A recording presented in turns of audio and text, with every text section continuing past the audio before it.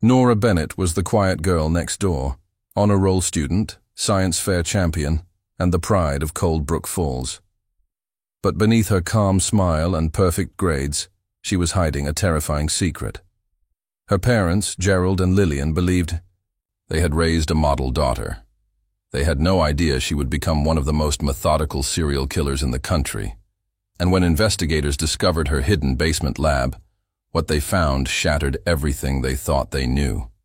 This is the story of a small-town girl with a monstrous double life, unsolved in parts, unbelievable in scale, and undeniably terrifying. Nora Bennett's life, from the outside, was a textbook example of quiet perfection. Her family lived on Sycamore Lane, in a pale blue house with a flower garden out front and wind chimes that played softly in the breeze. Gerald and Lillian Bennett were known throughout Cold Brook Falls as kind, church-going people who never missed a town fundraiser or a Sunday service. Nora, their only child, was raised with strict values, respect, discipline, and excellence. She was always at the top of her class, played the piano beautifully, and volunteered every summer at the local library. Her teachers adored her, her classmates admired her, her parents trusted her without question. But trust can be the most dangerous illusion of all.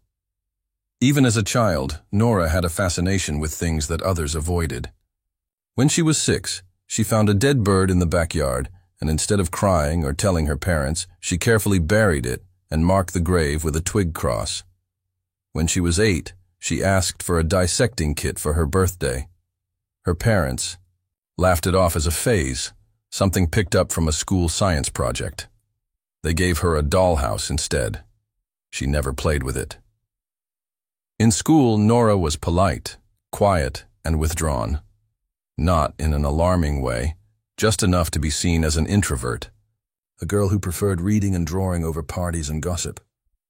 No one saw her as odd. If anything, she was the model student. She submitted perfect essays, kept her locker spotless, and never caused a disturbance. She didn't have many close friends, but that wasn't unusual for someone so academically focused.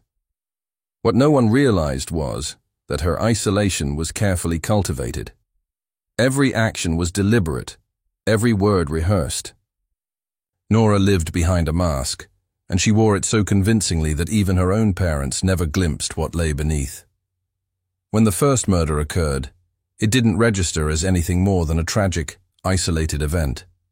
A drifter found outside of Cold Brook Falls, strangled and mutilated, with no ID and no ties to the town. Police had no leads and quickly lost public interest. A few months later, another body was found, this time in the neighboring county, again with signs of violence, again no connection to the victim's background or any known suspect. It wasn't until a third body appeared, arranged in a grotesque pose and partially preserved, that investigators began to consider a pattern. The victims varied in age and gender, but all had been killed in a similar method. The crime scenes were remote, clean, and showed a disturbing level of planning. Authorities dubbed the killer the Collector due to the strange symbols etched near the victim's remains and the careful preservation of certain body parts. At the time, no one in Cold Brook Falls could have imagined that the killer might be living among them, especially not in the form of a teenage girl who baked banana bread for church bake sales and tutored underclassmen in calculus. Nora kept trophies, but not in the way most killers did. She didn't keep hair or clothing or photos of her victims. She kept data. Hidden in encrypted folders on a private server, she stored detailed records, names, dates, methods, charts tracking responses to pain, timelines of how long victims could survive in different conditions. She approached each kill like a scientific experiment, carefully planned, coldly executed, and clinically recorded. The journals she kept by hand were written in code, just in case anyone ever stumbled across them. But no one did. At home, she was still the perfect daughter. She helped Lillian set the dinner table. She watched game shows with her father. She never missed curfew.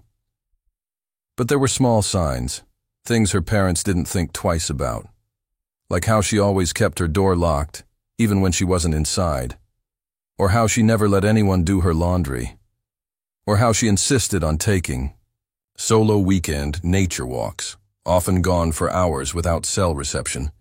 They trusted her. Why wouldn't they? As Nora got older, her methods evolved. She began using stolen identities, bought prepaid phones with cash, and tracked police activity on hidden forums. The thrill wasn't in the act itself, but in the control. In staying invisible. She believed emotion was weakness, and she had none to waste. She didn't kill out of hate, or revenge, or even pleasure. She did it because she wanted to understand the line between life and death, and how long she could hover over it without being seen. She was a ghost in her own home. By the time she was 17, she had already killed more people than most. Serial killers manage in a lifetime. But no one noticed. There were no screams, no trails of blood, only a quiet girl with clean fingernails and an innocent smile. The most terrifying monsters, after all, are the ones you never see coming. The turning point came on an ordinary Sunday morning. A hiker named Travis Monroe was walking his usual route through the woods on the outer edge of Cold Brook Falls when he tripped on something hard buried just beneath the leaves and dirt. At first, he thought it was a piece of metal debris, maybe part of an old fence or discarded trash. But when he dug around it, he uncovered a rusted metal box, about the size of a toolbox, heavy and sealed tight with a rotting leather strap. He debated reporting it.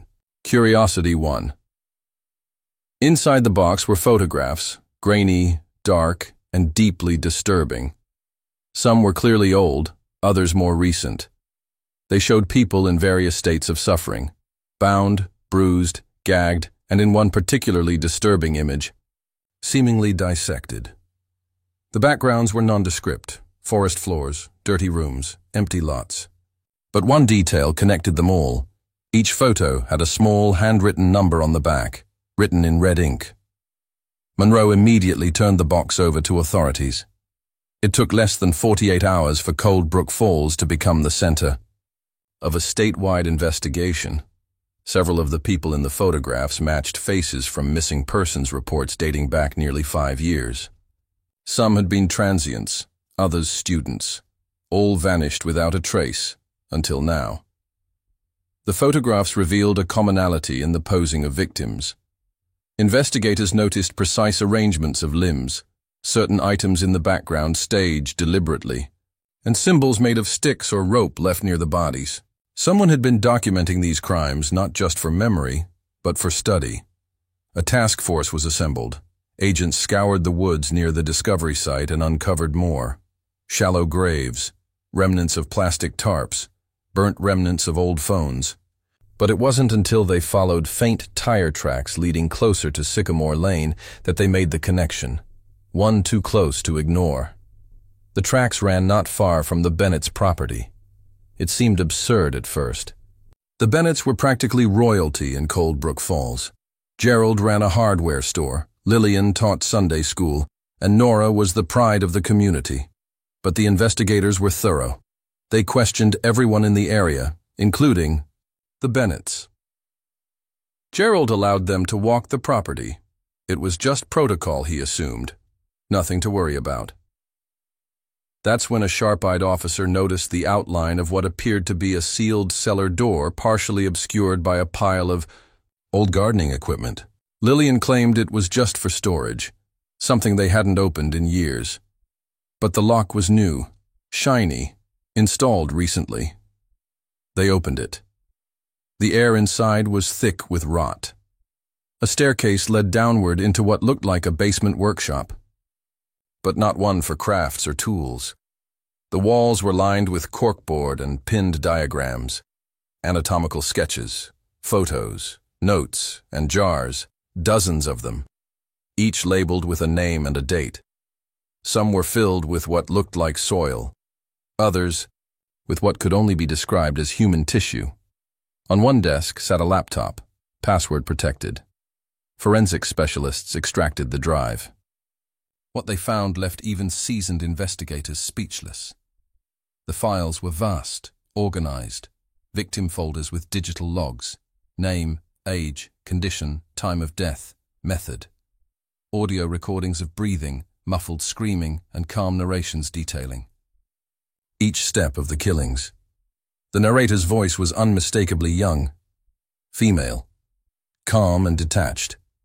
The digital signature led to Nora Bennett. Her bedroom upstairs told a different story.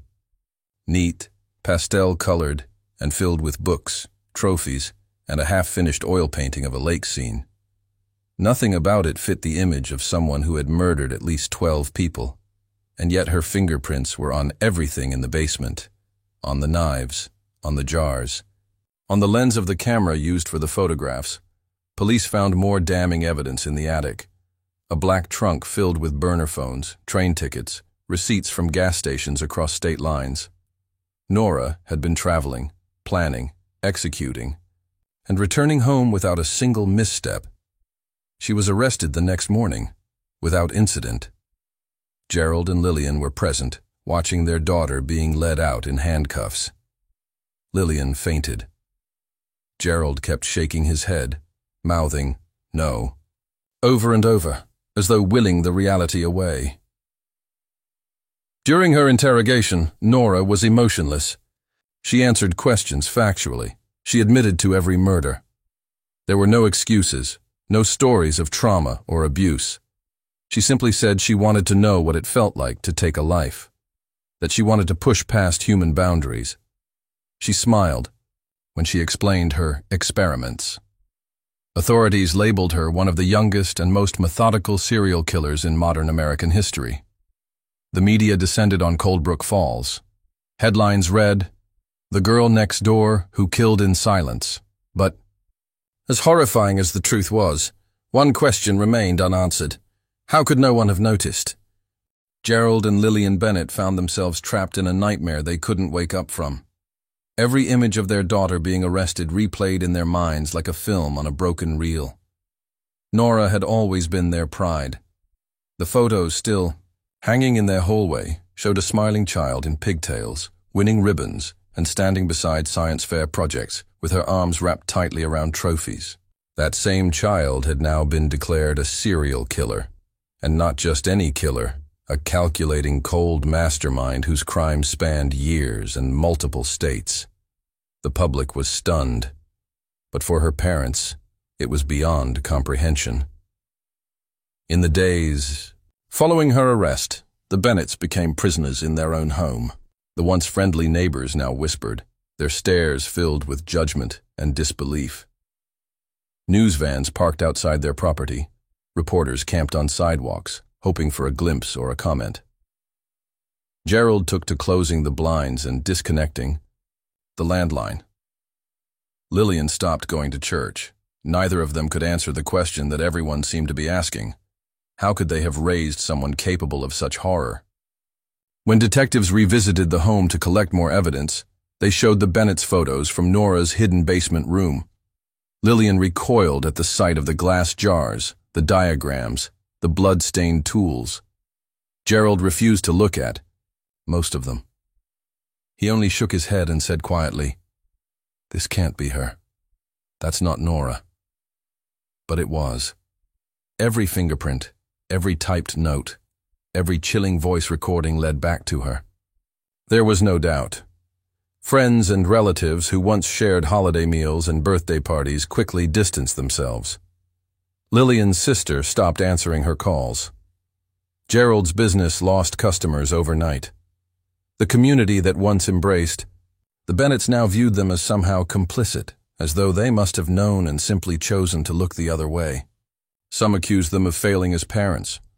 Others believed they were hiding more secrets. But the truth was far more unsettling. They hadn't known anything, not a clue, not a single sign that their daughter was living a double life filled with methodical violence. The investigators tried to understand the same thing. How had Nora managed to kill so many without arousing suspicion? They traced her online activity, uncovering encrypted chat forums where she had occasionally posted under aliases. Nothing direct, just hints of philosophy, discussions on control, power, and human behavior. She had read volumes of forensic psychology, studied cases of historical serial killers. She left no emotional fingerprints, no messages to friends, no dramatic entries in social media, no visible breakdowns. It was as if Nora had removed emotion from her life entirely. During one session with a court-appointed psychiatrist, Nora was asked how she had kept her life so normal on the surface. Her answer was chilling in its simplicity. People only see what you let them see. She was right. She had learned to mimic normalcy with frightening precision. Smiles when expected, tears when needed, grades that never slipped, manners that were flawless. Even during the trial preparation, she showed no remorse. She corrected investigators when they misstated details, almost proud of her precision. To her, the murders weren't crimes, they were studies, data points, steps in a long, private experiment. Her parents, though not facing charges, were called in to testify during the preliminary hearings. They sat, pale and stunned, in front of a judge and a sea of cameras. When asked about Nora's upbringing, Lillian could barely speak. Gerald did most of the talking, describing a happy childhood, no signs of abuse or trauma, no troubling behavior aside from an early interest in science and biology. He admitted Nora had always been private but not in a concerning way, just reserved, studious, like they were told gifted kids could be. When asked if they believed their daughter was guilty, Gerald hesitated. Then he whispered, "I don't know who she is anymore." The hearing shook the town even further. Coldbrook Falls had never seen anything like this. The local papers were flooded with editorials. Some offered sympathy to the Bennetts. Others called for deeper investigations. A few conspiracy theorists even claimed Nora was a scapegoat for a larger ring of killers, unable to accept that such evil could originate from someone so young, so ordinary. Yet every piece of evidence, every timeline, every body, every note, all led back to one person, Nora Bennett. Her high school removed her name from award plaques. Her volunteer record at the library was scrubbed from the website. Her face, once displayed proudly in school yearbooks, was now associated with darkness. But the more society tried to erase her, the more obsessed the public became. Documentaries were pitched. Podcasts dissected every detail. Psychologists gave interviews speculating on what went wrong. And through it all, the Bennetts sat in their silent home, surrounded by memories of a girl they no longer recognized. Nora had lived among them, slept under their roof, shared their meals, and yet they had never truly known her. That realization, the total absence of understanding, was perhaps more horrifying than the crimes themselves. They hadn't failed to see the signs. The signs were never there. The trial of Nora Bennett began under a heavy veil of national scrutiny. Media outlets from around the country descended on Coldbrook Falls, turning the once quiet town into a buzzing center of attention. Satellite trucks lined the streets, reporters camped outside the courthouse, and true crime enthusiasts showed up just to catch a glimpse of the girl who had become a chilling symbol of calculated evil. Inside the courtroom, however, the atmosphere was cold and clinical, much like the girl at the center of it all. Nora was brought into court in a muted gray prison jumpsuit, her hair tied back neatly, her posture straight, her face unreadable. She never looked toward the gallery. She never reacted to the cameras or the gasps from the crowd. She sat with the same calm expression she had during her interrogation, hands folded neatly, eyes focused forward. She looked like a student waiting for a lecture to begin, not a defendant facing multiple charges of murder, kidnapping, and desecration of human remains. The prosecution laid out their case with devastating clarity. Exhibit after exhibit painted the same picture: a highly intelligent, emotionally detached teenager who had planned, executed, and recorded a string of murders over the span of nearly 4 years. The evidence from the basement lab was overwhelming. Fingerprints, DNA, audio recordings, digital files, journals written in code but later decrypted, all tied directly to Nora. The photographs, the audio logs, the anatomical charts. Everything pointed to deliberate, studied violence. The collector had a face now, and it was hers. Testimony from forensic experts explained how the victims had died. Slowly, intentionally. How some had been kept alive for hours or days before succumbing. The patterns of injury suggested not rage or impulse, but curiosity, clinical detachment. Nora had experimented with human life like it was a science project. She had recorded how long a person could last without food, without water, how much pain they could endure before passing out. The courtroom listened in. Horror as these details were read out, some jurors visibly disturbed. Then came the most damning piece of evidence, a video file found on Nora's encrypted drive showing her, partially masked, standing over one of the victims. She spoke softly into the camera, narrating what she was doing, explaining her rationale, making observations about the subject's responses. Though her face was partially obscured, experts matched her voice, her clothing, and even her mannerisms to other verified footage. The defense didn't bother disputing its authenticity. They knew they couldn't. Her attorneys initially planned to plead insanity, citing emotional detachment, lack of remorse, and an obsession with death from a young age. But after 2 psychiatric evaluations came back, confirming Nora was fully competent, intelligent, and aware of the wrongness of her actions, that strategy collapsed. Nora herself rejected any defense based on mental illness. She insisted that she was in control the entire time, that she wasn't broken, just curious. She took the stand only once. The courtroom fell into a breathless silence as she stepped up, her calm demeanor unchanged. When asked why she did what she did, Nora gave an answer that would be replayed on news channels for weeks. "People are predictable," she said. "They live the same lives, follow the same rules. I wanted to see what happened when I broke those rules completely.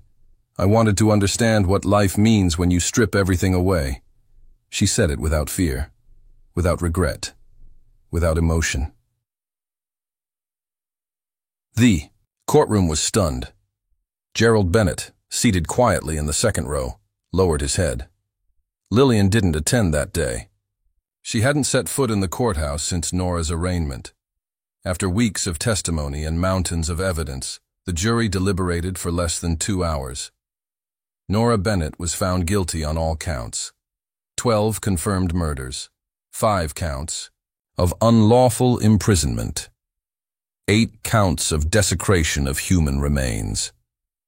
The judge, referencing the cold-blooded nature of the crimes and the absence of remorse, sentenced her to life in prison without the possibility of parole. There was no reaction. From Nora, no tears, no visible change. She simply nodded as the sentence was read, then stood and allowed herself to be escorted out of the courtroom. But the end of the trial wasn't the end of the story. Questions lingered. Investigators reviewed the journals and digital records, and one detail in particular disturbed them. Several entries referenced tests that had never been matched to known victims. Timelines that didn't correspond with the 12 identified murders. Images of settings that had never been found. It was possible, even likely, that Nora's true victim count was higher than anyone imagined. She refused to clarify. When asked, she only smiled faintly and said, "Some things are better left unsolved." The statement haunted investigators and fueled public fascination. Was Nora protecting someone else? Were there more victims hidden somewhere, unknown and undiscovered? Had she worked alone for the entire duration, Coldbrook Falls would never be the same. Parents watched their children more closely. Neighbors looked at one another with lingering suspicion. The Bennetts sold their home and moved away in silence. The flower beds were left untended. The wind chimes no longer played in the breeze, and Nora remained where she had always been most comfortable, silent, controlled, and terrifyingly unreadable. Years passed, but the shadow cast by Nora Bennett never lifted. Coldbrook Falls, once known for its quiet charm and tree-lined streets, was now a place etched into the country's collective memory for reasons no one wanted to remember. Visitors still drove past the Bennett house, now vacant and beginning to rot from neglect, snapping photos through broken fences and overgrown hedges. Some came out of curiosity, others out of obsession. Everyone wanted to feel closer to a mystery that remained in part unsolved. Inside Iron Vale Correctional Facility, Nora lived in solitary confinement. Her days followed strict routines. She read constantly, requested scientific journals and obscure philosophy texts. She kept to herself, rarely speaking to guards or other inmates. She never expressed regret, nor did she ever break from the unnerving composure she had maintained since the day of her arrest. Psychologists continued to study her, some publishing papers, others leaving more disturbed than enlightened. But then something strange began happening. A cold case unit in another state, nearly 600 miles away, stumbled upon an unsolved missing persons file from 5 years prior. A 19-year-old college student had disappeared during a road trip. No body was ever found, but her abandoned car was discovered outside a national park, with strange symbols scratched into the trunk lid. The symbols matched those found on the jars in Nora's basement. Curious, detectives compared travel records and found that Nora had purchased a bus ticket to a town near that very area in the same week the student vanished. That single connection reopened the floodgates. More cases began surfacing, files long dormant, suddenly cast in a new light. A hitchhiker who disappeared outside Oregon, a gas station clerk who vanished after a night shift in Utah, a backpacker last seen in a remote Colorado town. Each case contained fragments that now, when reviewed with Nora in mind, looked painfully familiar. A pattern that had gone unnoticed for years was slowly emerging.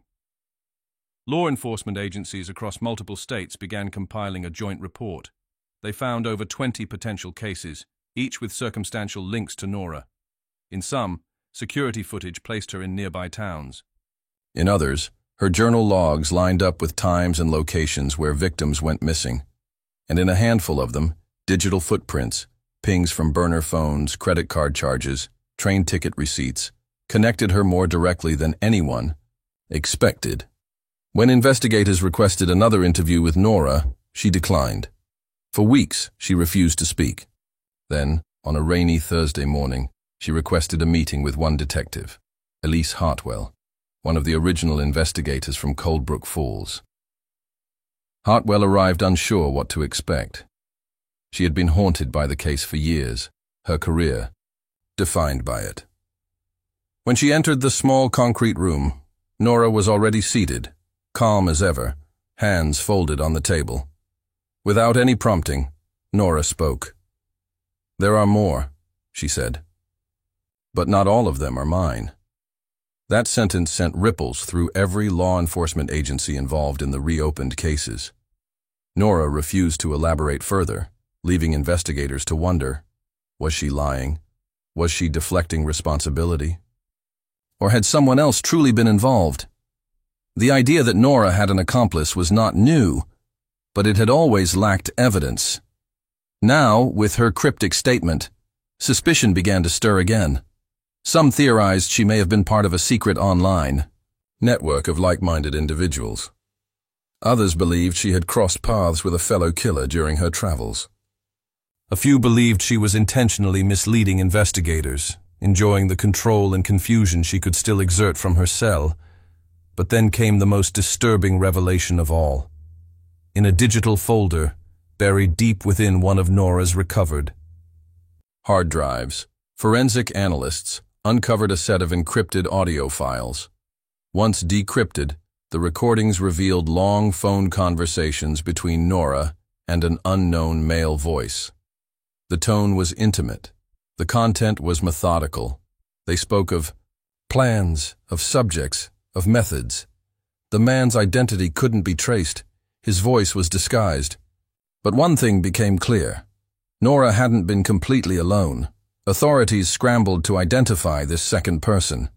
The recordings hinted at meeting locations, victim discussions, and even mentions of splitting responsibilities.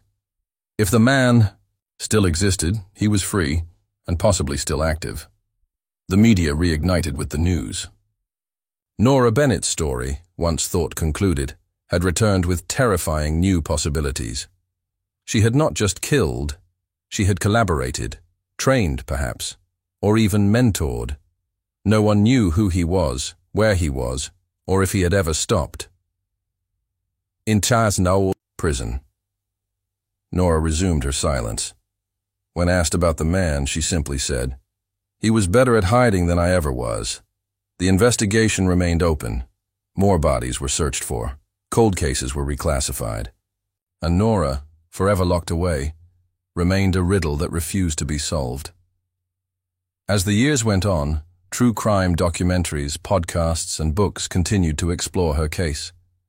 People debated whether she was born a monster or shaped into one.